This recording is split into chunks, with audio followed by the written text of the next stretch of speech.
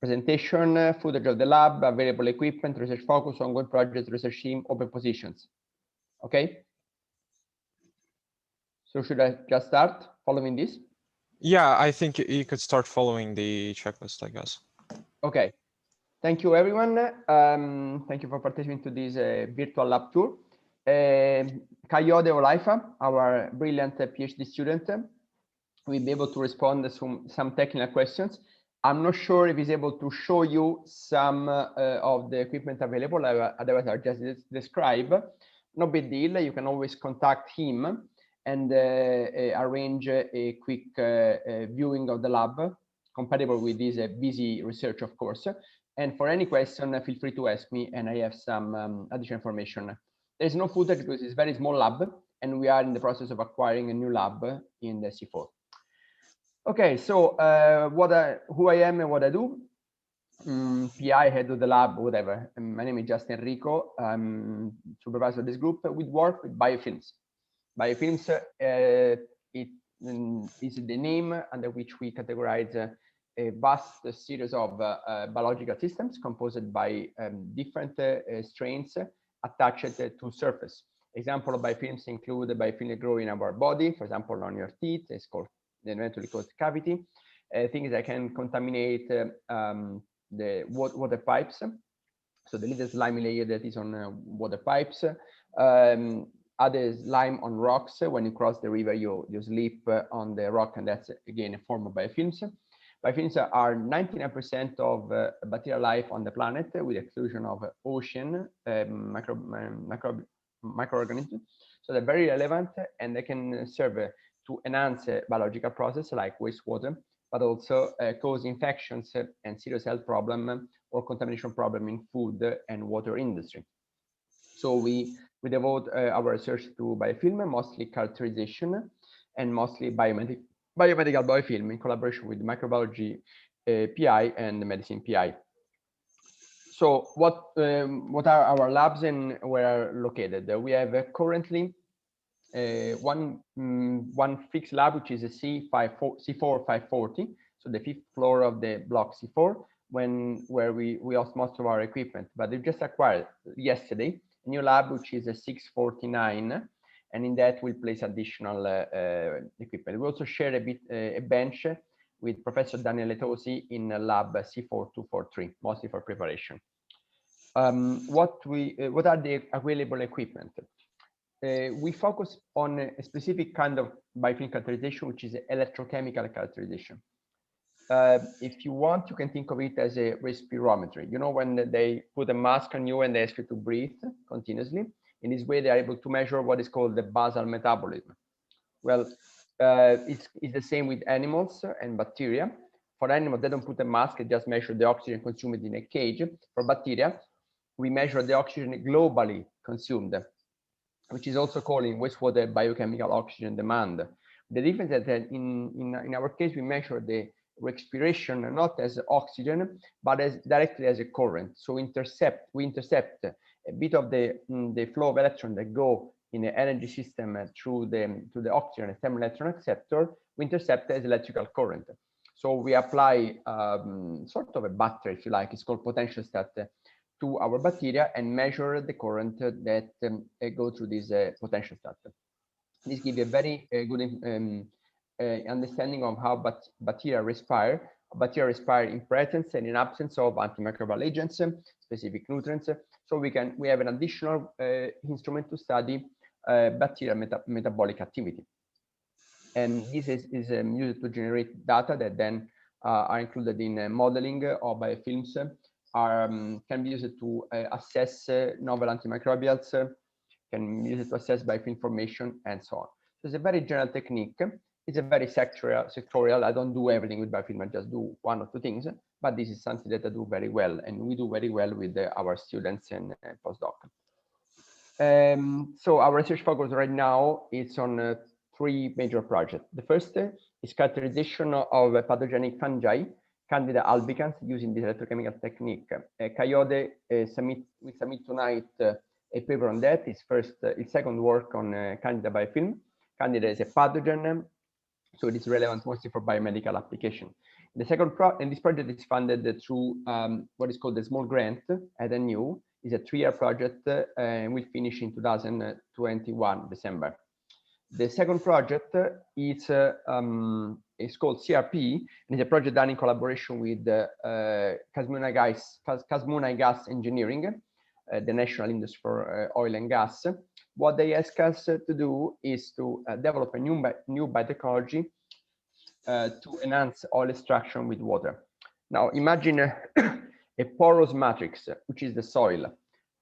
Some of the pore will be filled with water, some of the pore will be filled with oil. Imagine a tailing well, so a well that's going toward the natural end of its life, so without oil anymore. Let's say that there is a 20% oil left in the water. The standard technique to extract oil require high pressure water to go through the pore of the soil.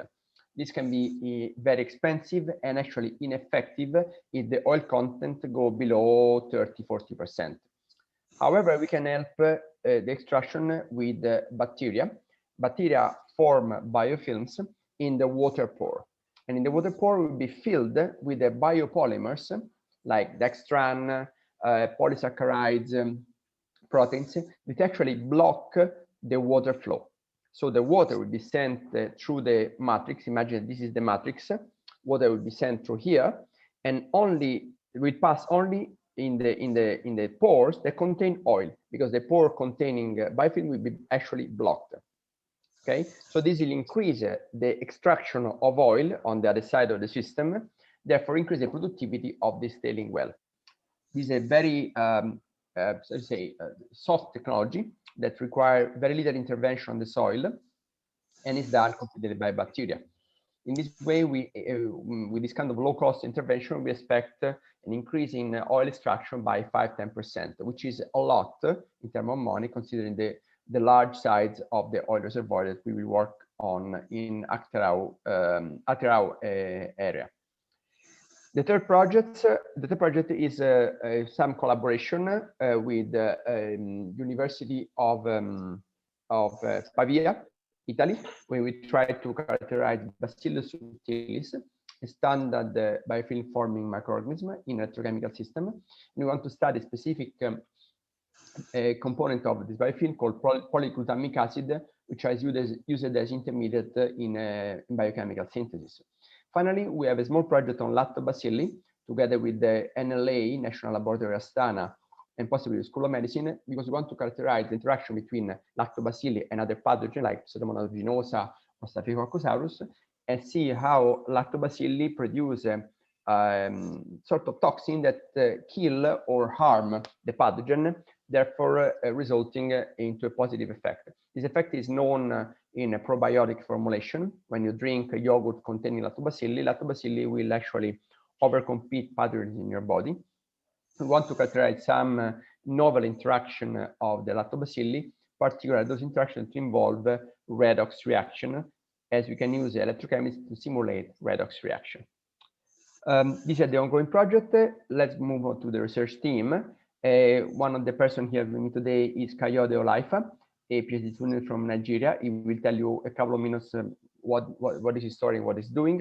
Next month, another postdoc will arrive from Nigeria, Dr. Obin Ajungwa, and he will take over mostly the CRP project, so the oil extraction project. Then we have 2 graduate assistants, Ilyas Raimkulov, I'm not sure about the pronunciation, sorry, and Agerim Sekerbayeva. Then we have 2 or 3 few undergraduate research assistants.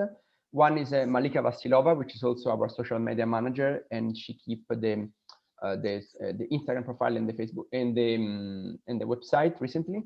Then we have Ashopanka Zyulayeva, which worked on fermented whey as a descaling agent. She just published a paper last month.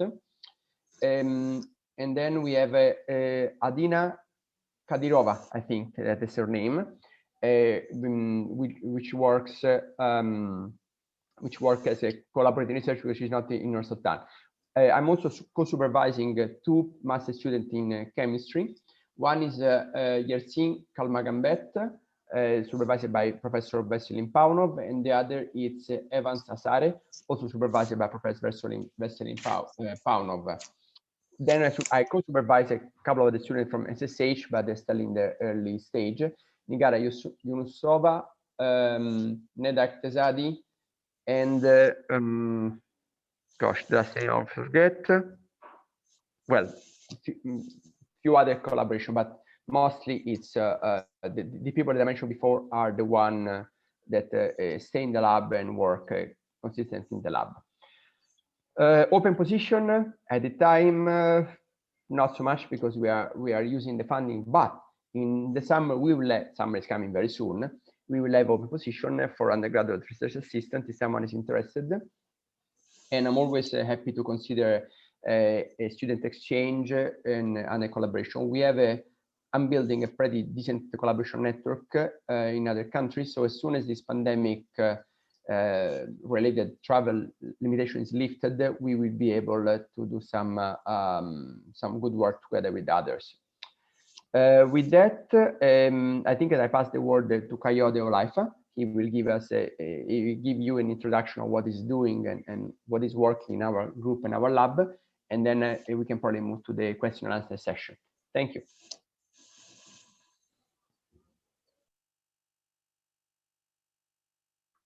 Coyote, the floor is yours. Hello, everyone. Coyote Olaifa is my name. A second year PhD student.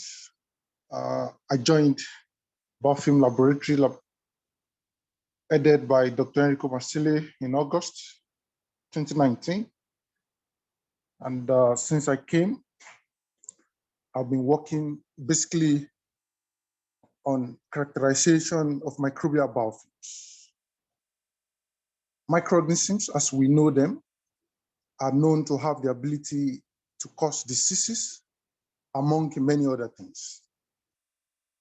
And so characterizing them is very important in understanding their disease-causing mechanisms and how to control them.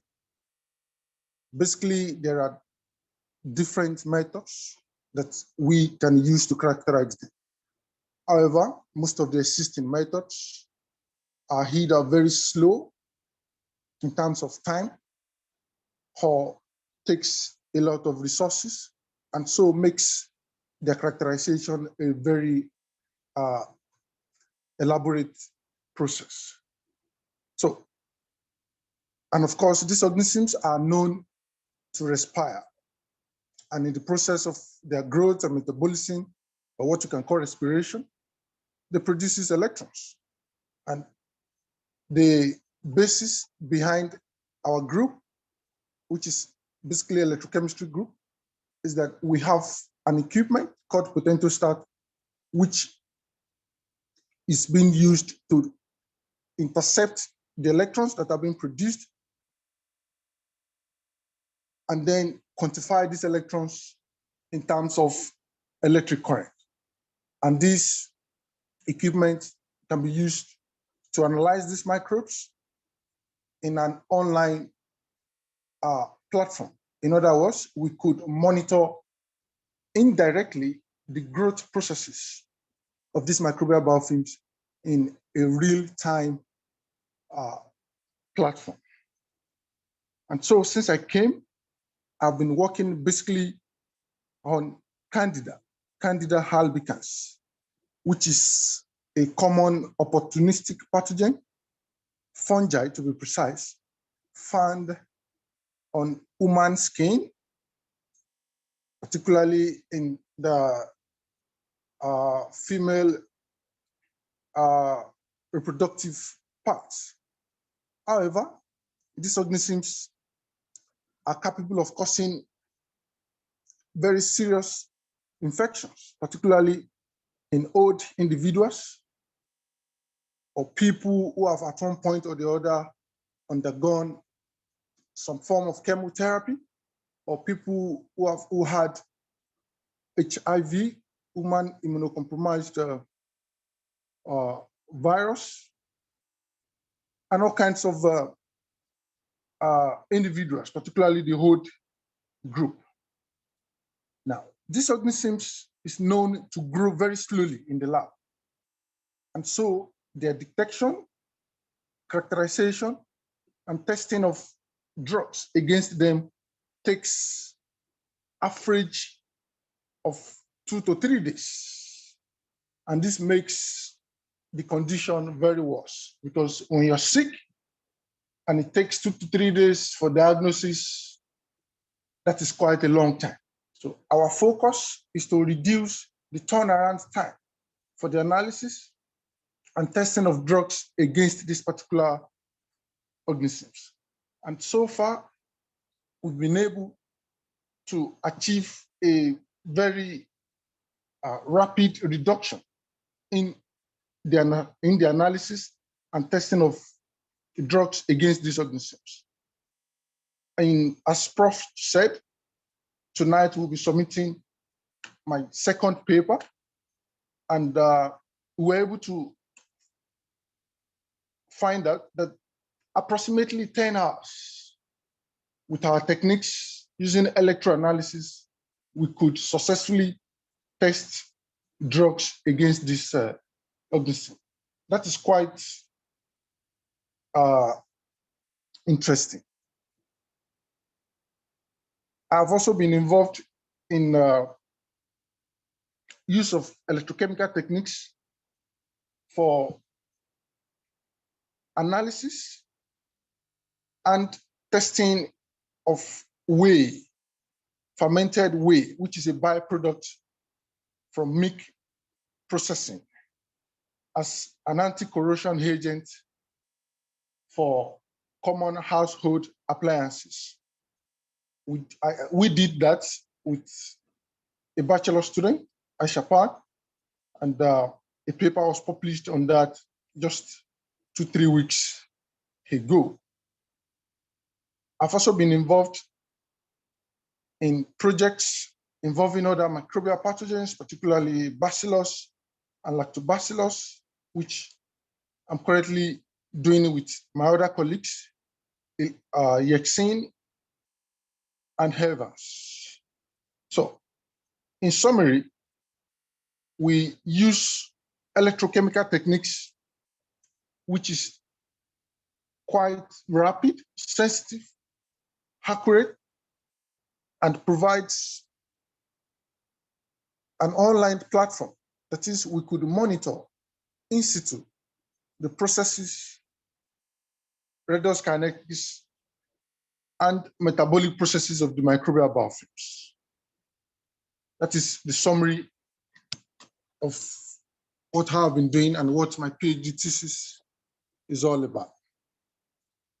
If you have questions, specific questions, I'll be willing to answer that.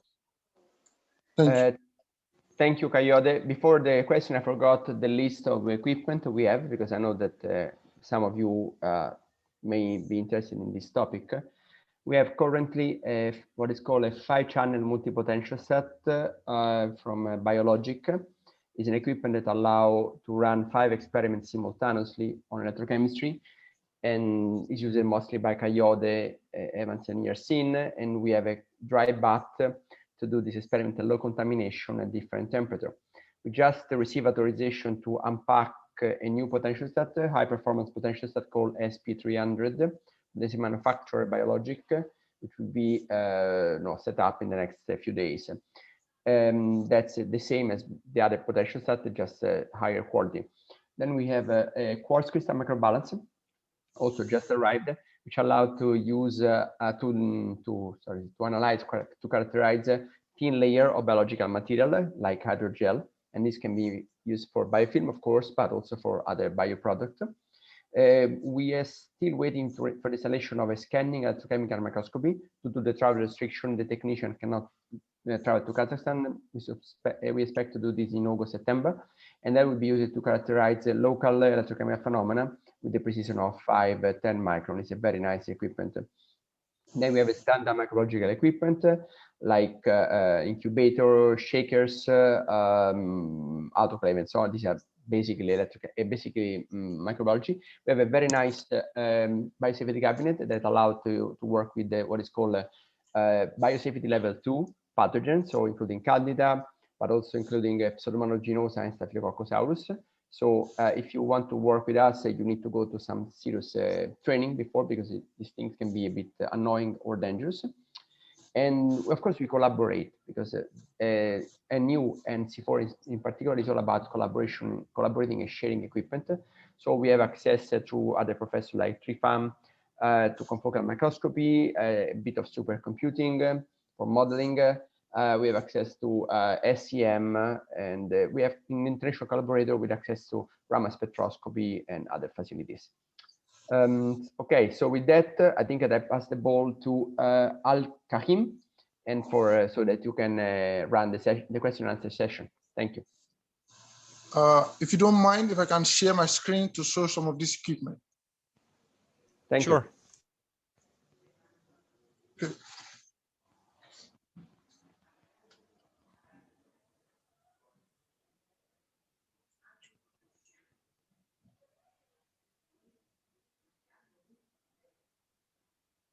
That's our best equipment, Kayode.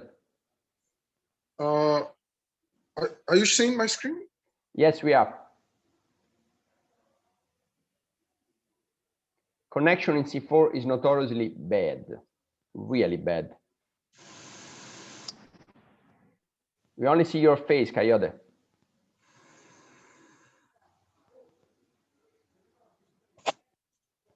Okay.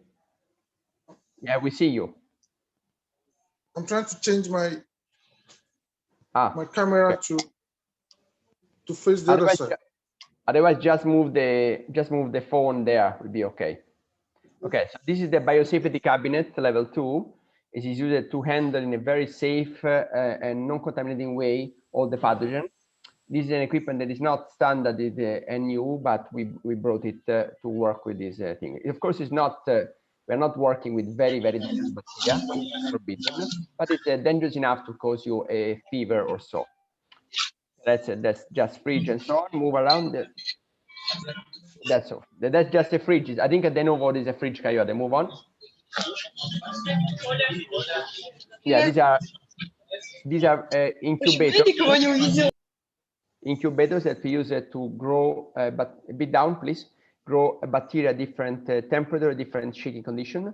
The shaking allow bacteria to receive oxygen from the surrounding environment to grow in a repeatable way. We have few of them at different temperature, and eventually, different temperature, different spinning rate.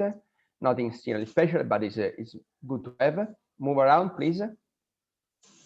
Thank you. Okay, this is just a preparation, nothing really fancy. Just move the potential stat, Kayode, please. Okay, that's the core of the lab, the one on the, whoops. Okay, this is system.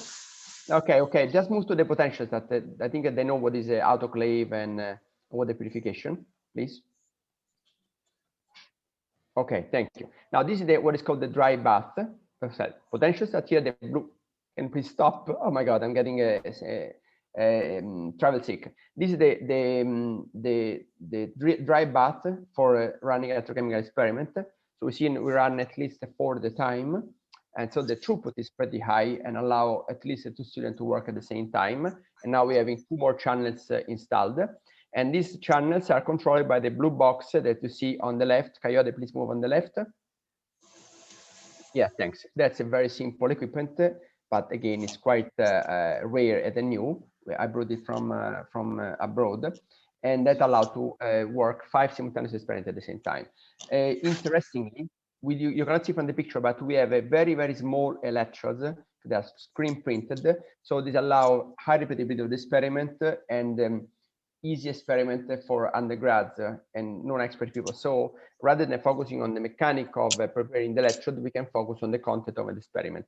These are simple strips. Thank you, Kayode, very good. These are simple strips that contain what used to be a very expensive and very cumbersome 3 electrode installation. We can do now with $4 or $5 each, which is pretty nice. They are disposable. So environmental people, please don't look at it. Okay, thank you, Kayode. The other lab is still under construction, so under arrangement. So that's a shipment that we're going to open soon. Okay, I think that's okay, Kayode. You can stop sharing. Much appreciated. Okay. Any question?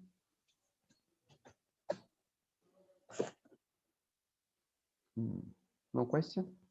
I think the questions will be displayed in the chat from our participants. So okay.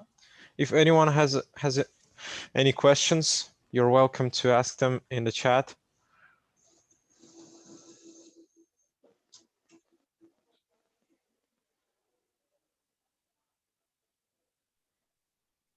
Can I ask a question? Sure. Please go ahead. So it's more about this. As I understood, this lab also researched some, particularly the growth of biofilm. And when I first came to the lab, it was like 1.5 years ago.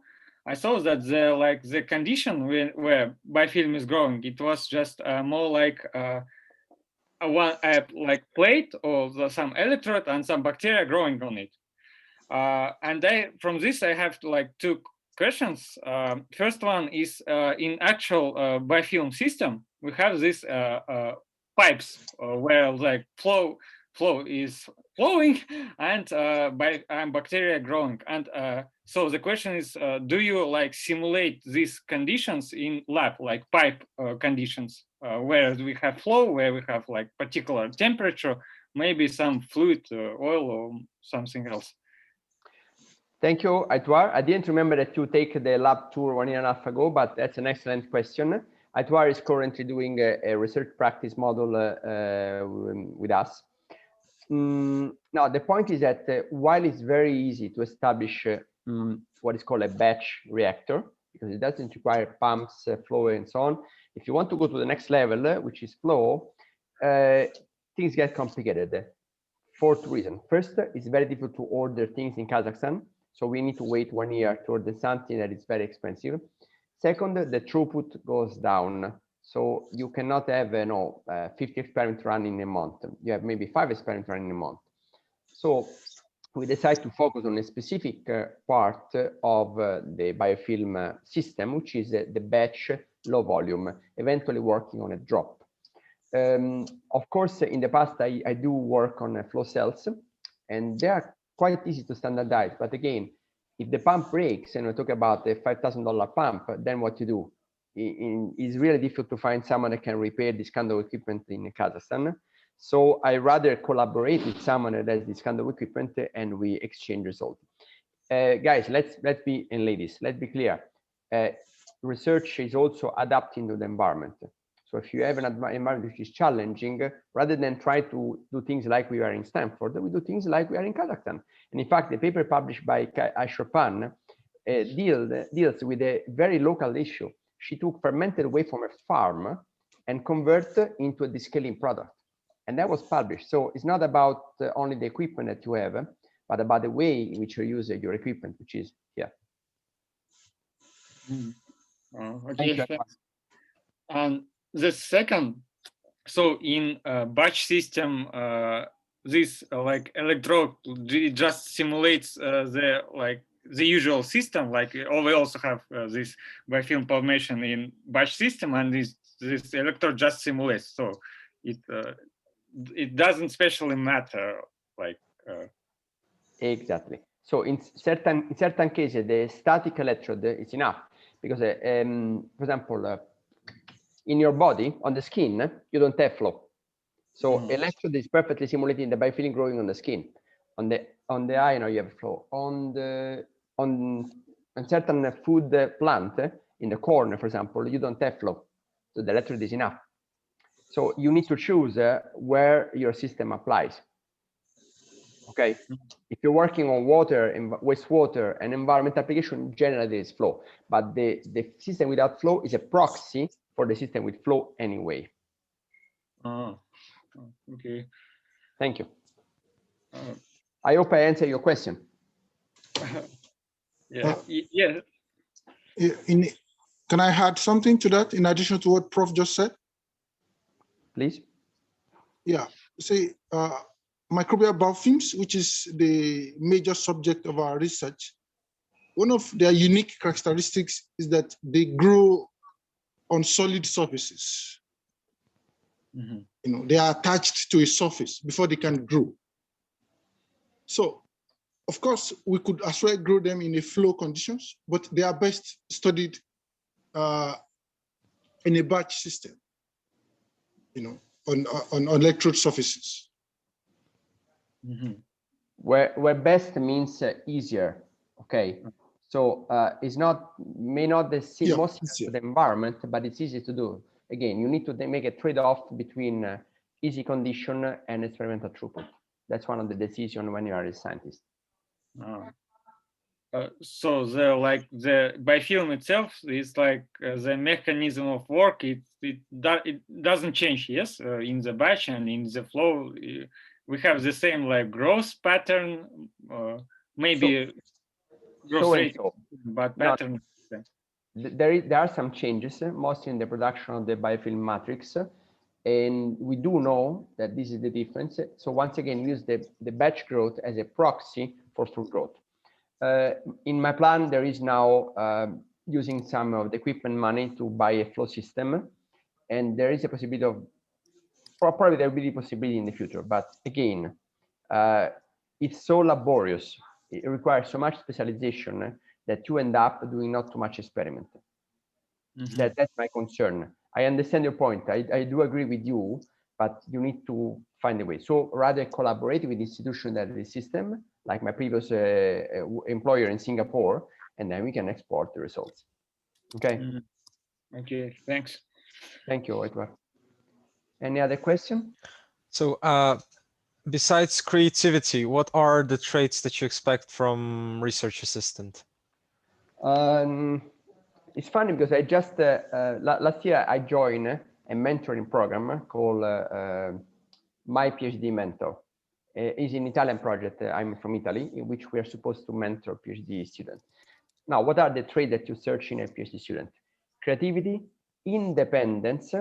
That doesn't mean you do everything and just stay at home, but independence means that from evolving your own idea, which is a sort of a creativity as well. Work under challenging conditions, because not everything goes right in the lab, and some sort of stability. So a bit of emotional and character stability is required when you are in a university, because research is a challenging thing to do. You go through boom period in which you say everything goes fine and the best of the world, through incredibly bust period in which you feel depressed. I have my days in which I say to my wife, I'm not doing anything interesting. That's just normal. So you cannot change your character, but you need to learn how to deal with this boom and bust cycle. And plus team working. There is no more the time of a single student working in the lab alone and publishing a paper on a great journal. It's about the time for interaction. This is valid for research and for startups. Build your network, talk with anyone. Have a very rich agenda of contact people, know who is doing what, because these resources will be important in your future. And of course, we will help you develop some of these skills when you join our lab. Thanks. When do you suggest to students to engage in research? So as I know, you've accepted a freshman year student in your lab. And when do you usually students should engage in research? As soon as they legally can.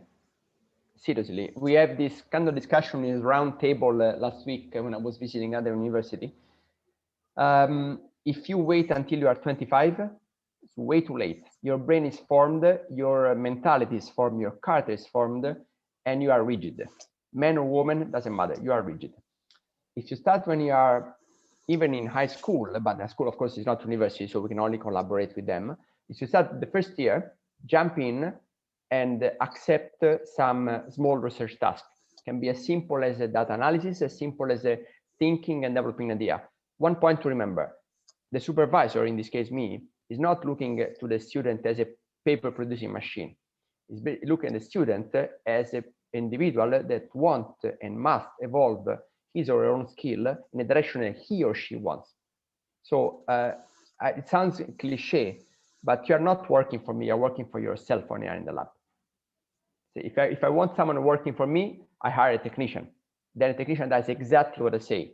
But if I want someone that I may help to develop, imagine like, okay, another cliche, but you're Kazakhstan, a horse, okay?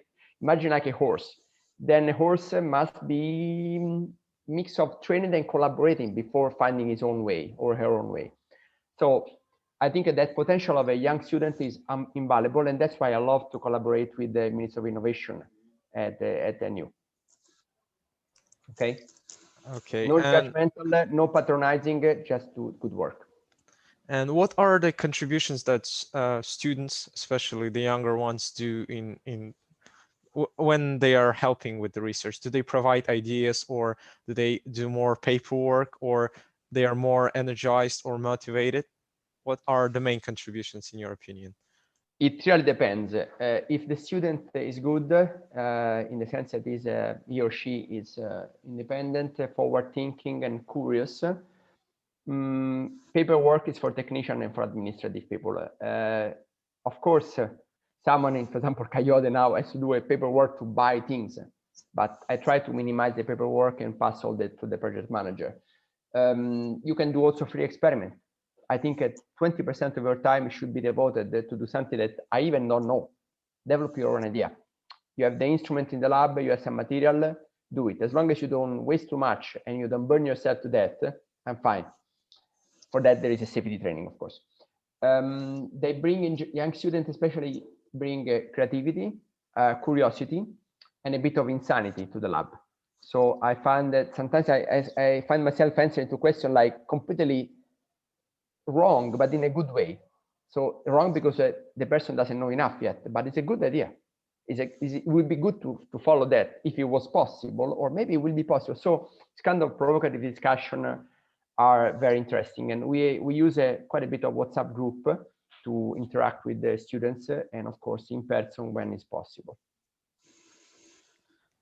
Thanks. So as you might know, more and more students are interested to be mentioned in the paper as co-authors. So what would you recommend to the students who are like really desperate to get into the co-author section of the papers? Now, at the bottom of my heart, I'm not entirely happy with this because I know that it's a game. So the famous publish or perish, it's a condition of the system. And I don't think that the student should be anxious at the 18 years or 19 to publish. However, since other people publish and publish when they are 14 because their parents put them on the paper, which is completely unethical. So yes, I think that from the very beginning, you can start working on it. Co-authorship can be as simple as analyzing a data set, understanding what's going on, helping with some review, or better, the review section of a research paper, get into the system, do some technical work like culturing plates, culturing material on a plate, or prepare some equipment and so on. Of course, I am in the old time that would have been not even mentioned on a paper because it was a bit too little. But now that everyone is mentioning even a correction of English, we have to mention. So we have to play the same rule that other universities are playing. So yes, start early, talk to me and to other investigators in the university early and get into the game. Please do not lose track of your goal, which is a graduate with a good grade, because someone that hire you in the future in the industry will mostly check for your grades rather than your experience, because grades is used as a proxy for selection. So if someone hire you in a startup or in research, we look more at your competence.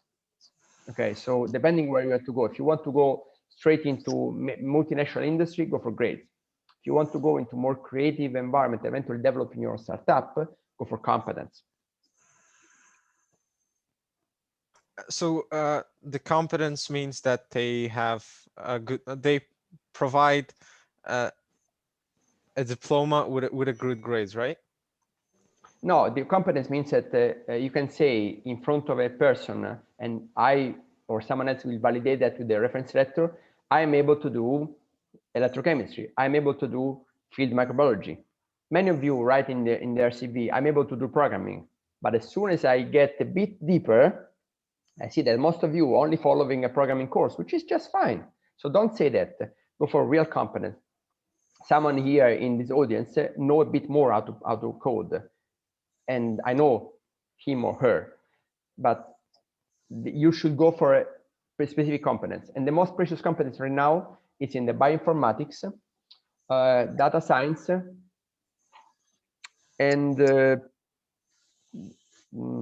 yeah, these are the two most important right now. All the rest, like wet lab, yes, are good, they are fantastic, but the one that discriminate the hiring process right now are the quantitative skills or competence.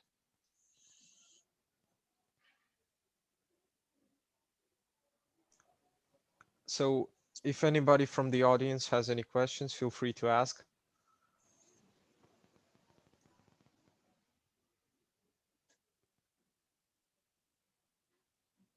In any case, you can contact me via email. I'm always available for a short session, either via email or WhatsApp, FaceTime, whatever you prefer. Again, part of my job, it's actually cultivating and helping cultivating the talent in the undergrad and grad pool at NU. So I do it with not only with joy, but also with as a requirement of my job. So I'm very happy to do this all the time. And I think on that note, we might conclude our session. Thanks a lot for doing this great session about your laboratory. I think students got some insights how to get into laboratories, and hopefully when the laboratories would be available for offline usage, we will come and see you again and see the equipment in real life. Yeah, thanks. Yep. Thanks a lot for this, and always available for other initiatives like that. Guys, have a good evening and a good weekend, Thanks. possibly. Cheers. About the recording, do you send us or? Yeah, the recording would be available on our YouTube channel. Oh, okay. Thanks. Thanks. Thank you. Bye-bye.